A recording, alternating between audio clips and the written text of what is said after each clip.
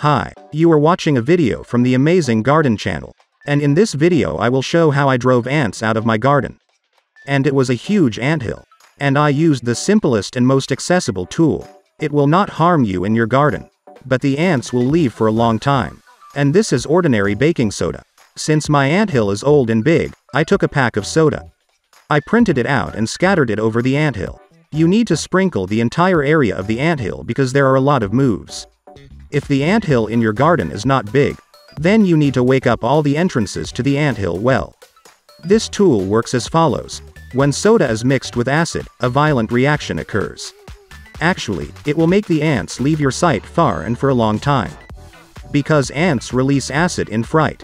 I think many of you dropped a stick into an anthill as a child, and it tasted sour. Here the same effect is obtained. Please note, the ants simply immersed themselves in soda, and immersed all the entrances and exits. And they won't be able to dig up an anthill with soda. He's doomed now. So friends to whom the information was useful, be sure to like it. Don't forget to share these videos with your friends, and also subscribe to my channel so as not to miss the release of new videos. I wish you a good day. See you in the new videos.